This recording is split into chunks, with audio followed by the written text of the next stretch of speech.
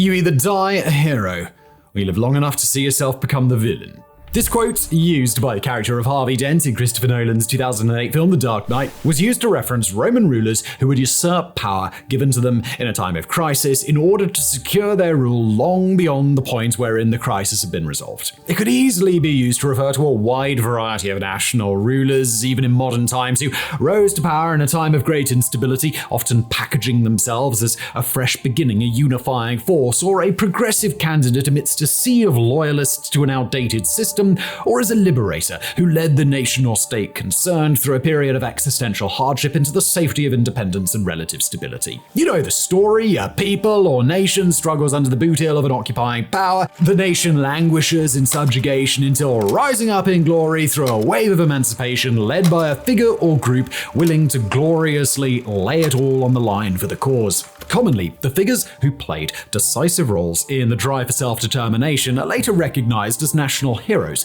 great liberators, and model citizens who may be the subject of books, poems, films, and a long-term residence in the common memory and national narrative.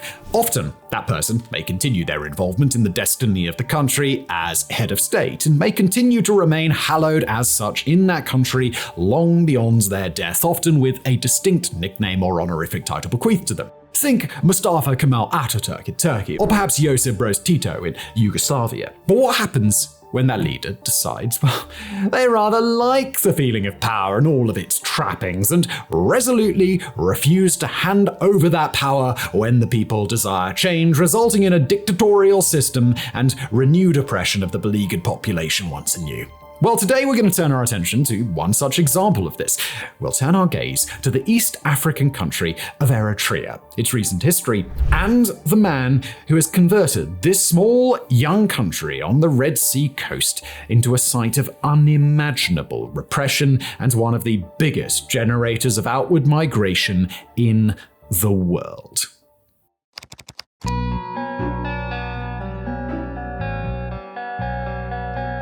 Eritrea sits right at the juncture of the Red Sea and the Gulf of Aden, alongside the strategically important Bab el-Mandeb Strait and between the states of Sudan, Ethiopia, and Djibouti. Its ruler is a man called Isaias Afwerki, who has sat as its president since May 1993, when Eritrea formally declared independence from Ethiopia. Formerly a guerrilla leader and a leader of Eritrean successionists during much of its 30-year war of independence, Afwerki has remained in office throughout all the time since, despite there not having been so much as a single election to support his mandate. The political and social context in Eritrea is, to some degree, shrouded in mystery. What is known is that the country ranks worst in the world for press freedom, consistently low on economic freedom, and also as one of the worst countries in the world for freedom of religion, being ranked as a country of particular concern in this regard by the US State Department. What is also well known is that streams of migrants originating from Eritrea flow northwards every year to escape bitter hardships and repression in the country. Its immigrant flow is large even when compared with other unstable countries in environs such as Sudan and Somalia, and absolutely astronomical when considering its relatively small population size. But to understand how Eritrea came to be the country that it is today, and how it came to fall under the grasp of the dictator who rules it, it's first necessary to understand its history, demography, and its relations with its political environment and the wider world. The first important thing to note about Eritrea is that it is incredibly diverse. In fact, the diversity of Eritrea is so great that it becomes really rather confusing. Around half of the population of Eritrea, including Isaias Afwerki himself, is thought to be ethnic Tigrinya, although their exact numbers and proportion to the population are difficult to determine, as we shall see later in this video. The Tigrinya are a mostly Christian ethnic group inhabiting the central highlands of the country and speaking their own language, which is also called Tigrinya. As the name would suggest, the Tigrinya are closely related to the Tigrayan people of northern Ethiopia, sharing the same language and religious beliefs, but are nevertheless generally recognized as two distinct ethnic groups. Confusingly, both the Tigrinya and the Tigrayans are separate still from a third group, the Tigray people, who are another ethnic group native to Eritrea and thought to comprise around 30% of its population. The Tigra people practice Islam and speak the Tigra language, although, as the name would suggest, this language is related to Tigrinya, and both are members of the Ethio-Semitic language family. The The remaining 20% of Eritrea's population comprises a variety of other ethnic groups, none of which comprise individually more than 4% of the population,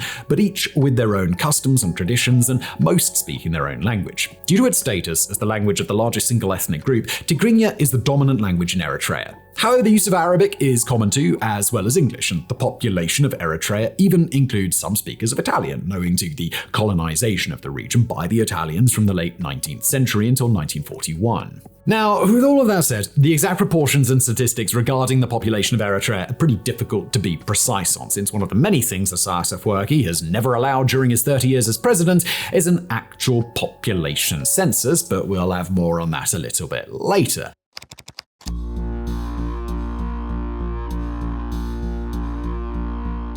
So let's now turn to the man who would turn independent Eritrea into his sort of personal plaything. Isaias Afwerki was born in the modern-day capital of Eritrea, Asmara, in 1946. At that time, Eritrea was in a kind of limbo, being administered temporarily by British forces since Italy had been stripped of its colonial possessions 5 years before. In 1952, it was decided by a UN resolution to federate Eritrea within the centuries-old Ethiopian Empire, a union which became known by the rather unimaginative title the Ethiopian Eritrean Federation. The federation was a monarchy under the dominion of Ethiopian Emperor Haile Selassie and was supposed to give Eritrea a high degree of autonomy and control over some of its own affairs. But this didn't really happen, and in 1962, Eritrea found itself forcibly annexed, being downgraded into a constituent province of Ethiopia by its emperor.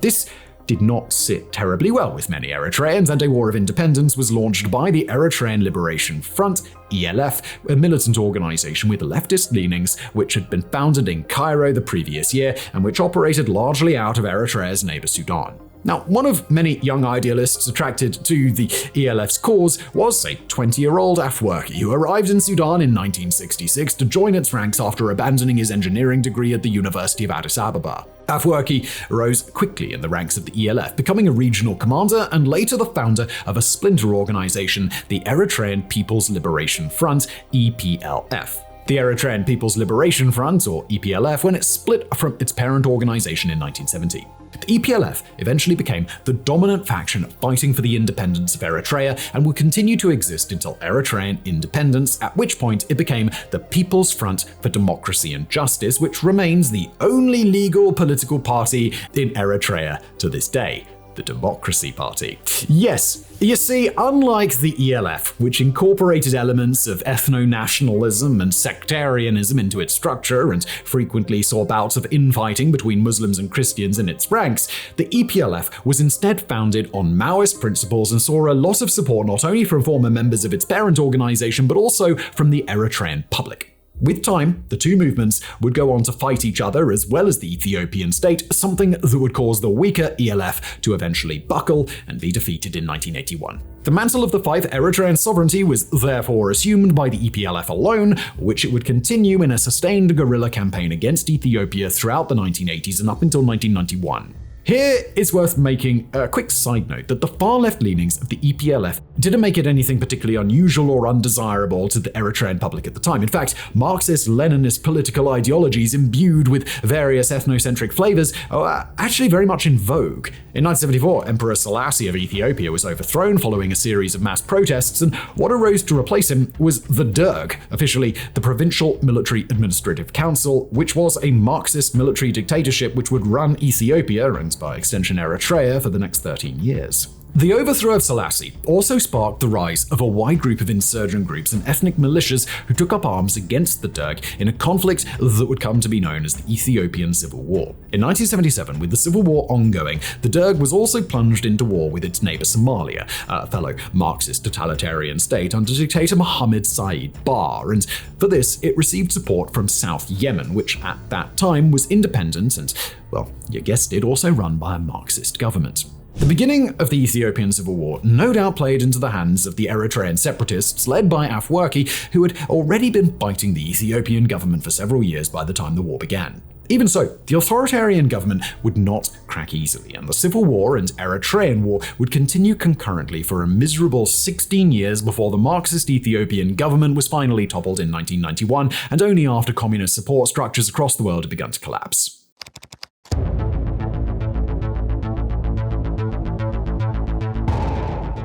When the Ethiopian Civil War, and with it the decades-long Eritrean War of Independence, did finally end, it did so with its intended objective secured: the official independence of Eritrea as a sovereign state, which was declared in 1993. This success came about through a combination of world events and good fortune for Afwerki. The collapse of communism in many parts of the world in the late 1980s was the chief catalyst behind the successful independence of Eritrea.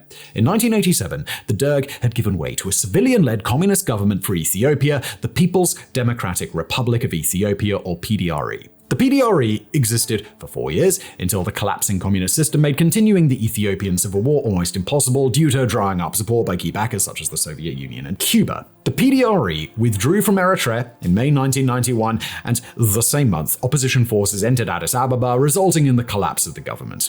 Ethiopia's government quickly became a non-communist transitional government the same year, composed largely of long-standing opponents of the Derg, something which would bode well for the ambitions of Afwerki and the Eritrean separatists. Many of the top positions in the new government were held by ethnic Tigrayans, which, as you will probably recall, are closely ethnically linked to the Tigrinya of Eritrea. It was this government which decided to give Eritrea its independence, something formally recognized after a referendum in 1993. With that said, it wasn't just the dumb luck of having some pals in Addis Ababa that secured Eritrea's independence. It was likely also the result of the tenacious campaign waged by Afwerki, the EPLF, and the ELF before it, which did warrant some recognition in wake of the collapse of the government and the end of the long civil war. After all, going toe-to-toe with Ethiopia in warfare has never been a mean feat. Ethiopia is seen as never having been successfully colonized despite its vast history, with the exception of a 5-year occupation by Benito Mussolini's Italy around the time of the Second World War. Italy, a major European colonial power, had been soundly defeated by the Ethiopians when they had attempted to conquer what was then referred to as Abyssinia in the 1890s. Even Mussolini's later victory against stiff Ethiopian resistance only came through the use of advanced military equipment, heavy artillery and aerial bombers, which the Ethiopian forces could not match. The Italian campaign also featured the use of chemical weapons like mustard gas, which had previously been prohibited by the Geneva Convention, alongside other war crimes. Even still, only a few decades later, a resurgent Ethiopia had managed to see off a surprise full-scale invasion by Somalia when it sought to annex the eastern region known as the Ogaden, comprising around 1/3 of Ethiopia's territory in 1997. Despite the Somalian army's better equipment and support from local militias in the Ogaden, the Ethiopians had managed to rally and decisively defeat the Somalians, albeit with massive assistance from the Soviet Union and Cuba. The failed Ogaden campaign set off a crisis in Somalia, which eventually collapsed its government and led to an instability which continues to plague it to this day. Ethiopia even found time in this period to defeat the last remnants of the ELF, which was ultimately driven out of Eritrea into Sudan, where it dissolved in 1981. Now, admittedly, for much of the latter part of the Eritrean War of Independence, and especially in the mid-1980s, the EPLF guerrillas were fighting a depleted and distracted Ethiopian state. The ongoing civil war meant that by the mid-1970s, Ethiopia was no longer fighting only the Eritreans, but was having to deal with rebel groups from the Oromo, Amhara, and Afar communities, also, aside even from the full-scale invasion by Somalia in the Ogaden. Moreover, the Derg's ineptitude in managing Ethiopia's agriculture, combined with severe droughts and poor harvests, had resulted in a devastating famine in the mid-1980s, which led to massive deprivation and caused an estimated 1 million people to die of starvation. Still, despite all the factions involved in the fighting, the Eritreans were the only ones to ultimately prove successful in their drive for independence. The EPLF actually managed to defeat the government in parts of Eritrea and forced Ethiopian troops to withdraw from the strategic port of Massawa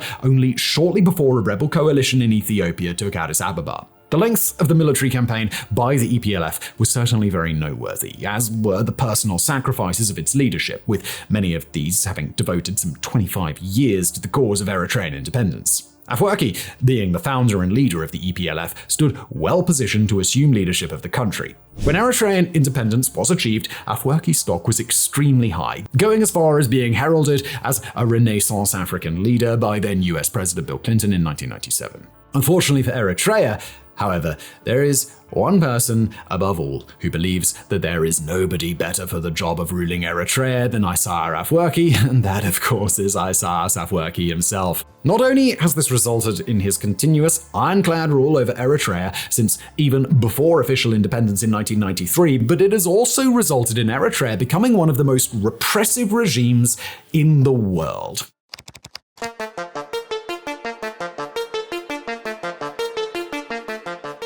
It's actually rather difficult to describe just how authoritarian Afwerki's rule of Eritrea has been, but suffice it to say, it's very, very authoritarian. It's a common tactic of well-known dictators to use sham elections to sustain their power, using the elections as nothing more than an ostentatious display of democratic rule and then declaring themselves the winner by a gigantic margin, further fortifying their own rule. But Isaias Afwerki, throughout his now 31 years in power, hasn't bothered with any elections at all, explaining that he could not really see anybody better fitted to run the country than him, although he did diplomatically tell a German interviewer in 2008 that he saw the potential for a presidential election in Eritrea in about 30 or 40 years.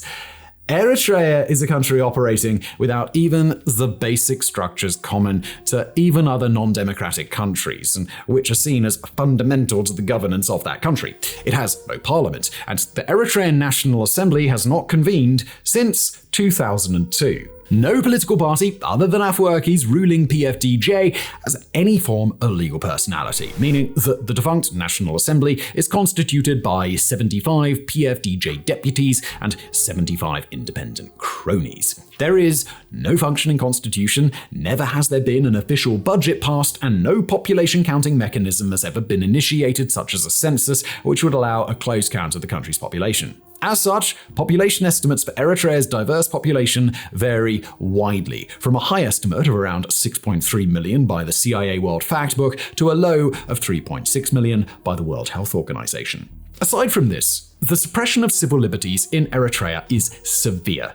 Under Afwerki, Eritrea has somehow managed to achieve the lowest level of press freedom in the entire world, yes, even behind North Korea, with all independent media outlets having been banned in 2001. Reporters Without Borders described Eritrea as simply, quote, a lawless zone for the media, with a record number of journalists detained, missing, or held hostage. Perhaps unsurprisingly, the figures surrounding migration streams out of Eritrea are pretty damn staggering. Despite having one of the world's highest birth rates and a very young population, with around 36% of the population being under the age of 15, Eritrea has one of the lowest population growth rates in the world. This is due to huge flows of outward migration from Eritrea, with around 12% of the country's population migrating in 2019 alone, and with Eritreans representing up to 1/3 of migrants attempting to reach Europe by sea that same year, according to Human Rights Watch, with many migrants choosing the perilous route due to what they described as simple risk of death if they were to return to Eritrea.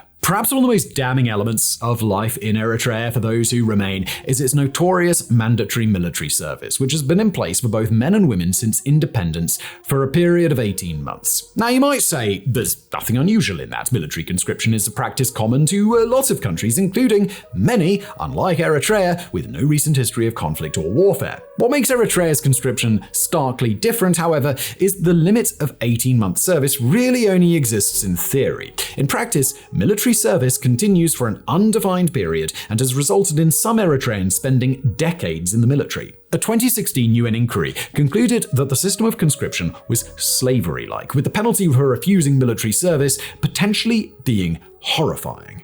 As Reuters reported, many members of the Jehovah's Witness community of Eritrea, whose religion forbids them from taking part in military service, were arrested in 1994 and have remained in prison ever since, with a handful being released in 2020 after 26 years of detention. In the case of military deserters, it would be their family members who would feel the force of the government's response, with even elderly people having their homes repossessed and being shunted onto the street after a relative was found to have dodged the draft. It is highly likely that many migrants escape the repressive state to avoid having to spend the better part of their lives as effective indentured slaves in the country's armed forces. There is Furthermore, little doubt of the risk of severe punishment and possibly even death for any who would be returned to Eritrea in the near future. With a choice between effective slavery in the country's military or many long years of imprisonment combined with all the other restrictions imposed by Afwerki, it's hardly surprising that many Eritreans choose to leave the country rather than risk remaining under such circumstances.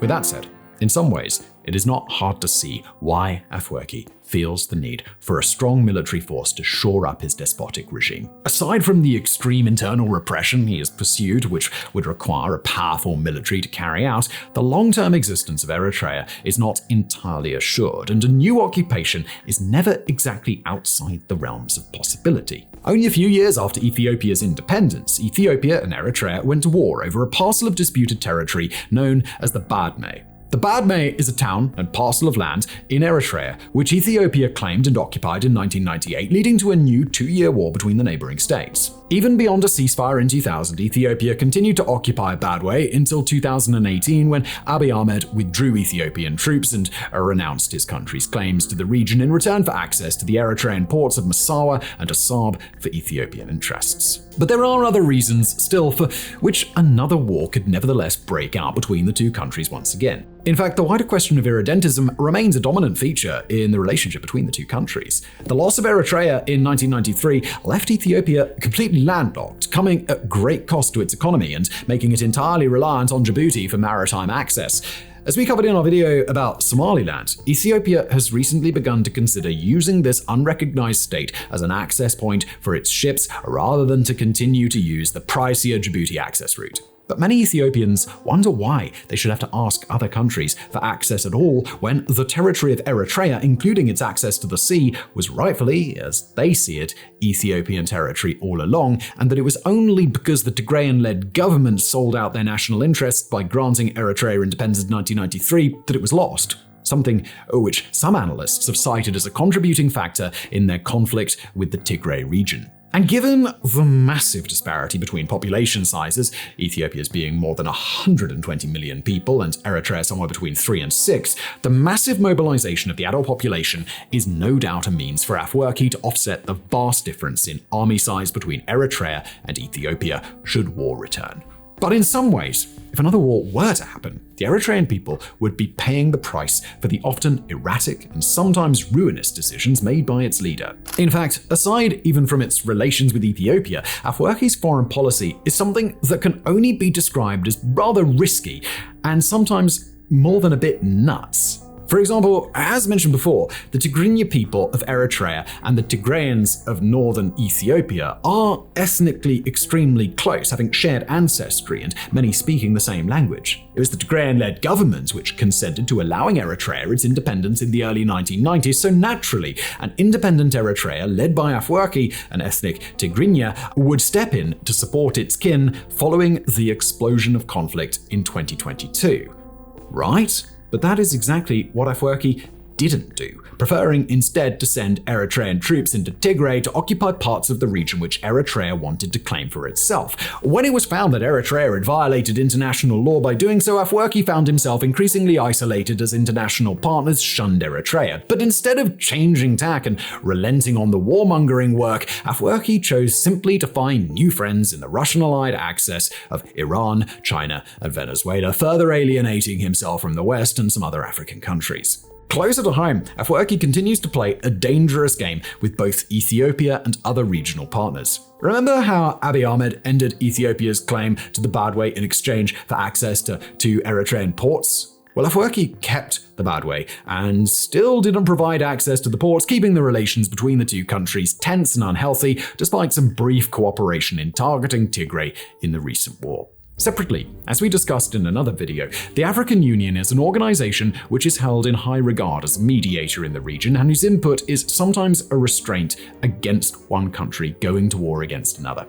Unwise then, especially if you're a small country vulnerable to attack and one of only 2 countries in the entire history of the African Union to have their independence recognized by the African Union, to tick the organization off. Yet, once again, that is exactly what Afwerki has seemed to want to do for many years, working to undermine the Union's authority by working with Libyan dictator Muammar al-Gaddafi to create an alternative organization to counter its influence. In short, Eritrea is low on allies across the board, and should Afwerki continue to play hard and fast with his country's future, he may see his country invaded yet again, and this time, he may not be fortunate enough to see out the latest challenge to his despotic rule.